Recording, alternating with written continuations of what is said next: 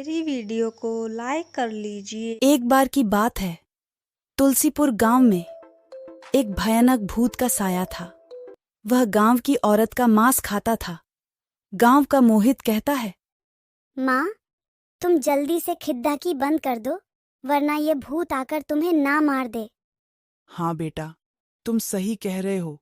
जल्दी से खिड़की दरवाजा बंद कर देती हूँ। थोड़ी ही देर में नीलम अपने खिड़की दरवाजा बंद कर लेती है और आपने घर के अंदर वाले कमरे में अपने बेटे को लेकर चली जाती है। अगले ही दिन रात को समय मनीषा नाम की औरत बाजार से घर आ रही होती है। डरते हुए अपने मन में कहती है, हे भगवान, ये भूत मुझे न पकड़ ले, जल्दी से घर चली जाती हूँ।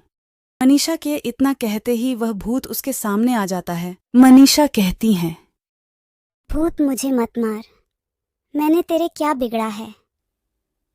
पर भूत मनीषा की बात नहीं सुनता और उसे मार देता है और मनीषा के एक पैर का मस खाने लगता है।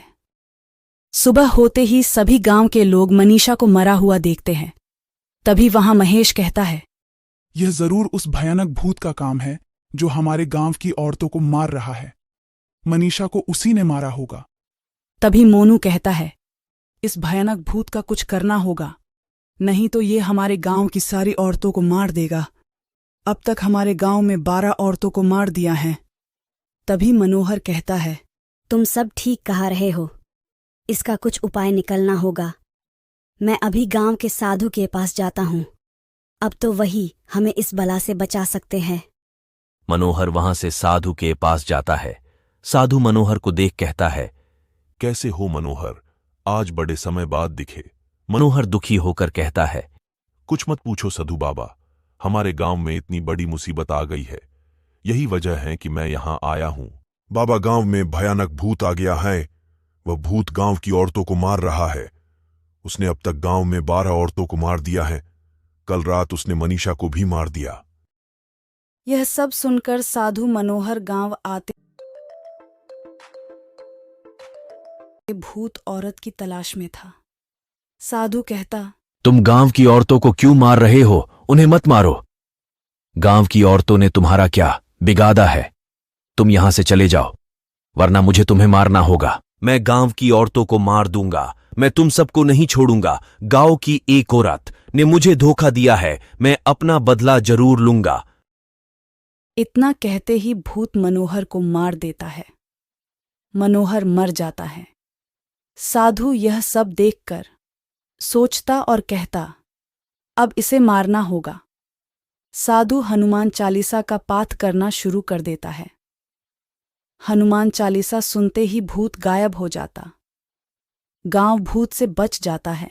मेरी वीडियो को लाइक कर लीजिए। एक बार की बात है, तुलसीपुर गांव में एक भयानक भूत का साया था। वह गांव की औरत का मांस खाता था।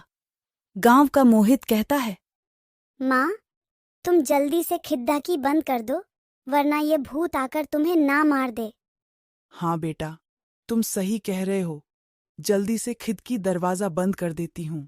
थोड़ी ही देर में नीलम अपने खिड़की दरवाजा बंद कर लेती है और आपने घर के अंदर वाले कमरे में अपने बेटे को लेकर चली जाती है। अगले ही दिन रात को समय मनीषा नाम की औरत बाजार से घर आ रही होती है। डरते हुए अपने मन में कहती है, हे भगवान, ये भूत मुझे न पकड़ ले, जल्दी से घर चली जाती हूँ। मनीषा के इतना कहते ही वह भूत उसके सामने आ जाता है। मनीषा कहती हैं, भूत मुझे मत मार, मैंने तेरे क्या बिगड़ा है। पर भूत मनीषा की बात नहीं सुनता और उसे मार देता है और मनीषा के एक पैर का मस खाने लगता है। सुबह होते ही सभी गांव के लोग मनीषा को मरा हुआ देखते हैं। तभी वहां महेश कहता है, यह जरूर उस भयानक भूत का काम है जो हमारे गांव की औरतों को मार रहा है। मनीषा को उसी ने मारा होगा। तभी मोनू कहता है, इस भयानक भूत का कुछ करना होगा, नहीं तो ये हमारे गांव की सारी औरतों को मार देगा। अब तक हमारे गांव में 12 औरतों को मार दिया है। तभी मनोहर कहता है, तुम सब ठीक कहा रहे हो, इसका कुछ उपाय निकलना होगा।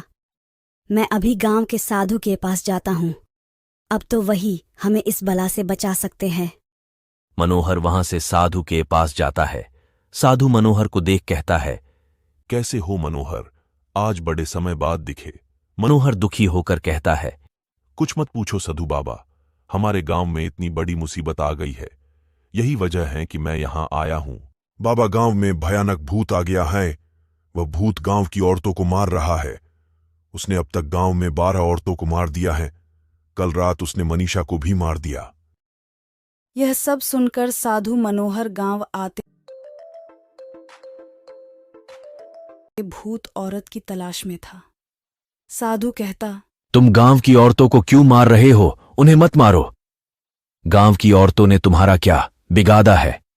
तुम यहां से चले जाओ, वरना मुझे तुम्हें मारना होगा। मैं गांव की औरतों को मार दूंगा। मैं तुम सबको नहीं छोड़ूंगा। गांव की एक औरत ने मुझे धोखा दिया है। मैं अपना बदला जरूर लूंगा।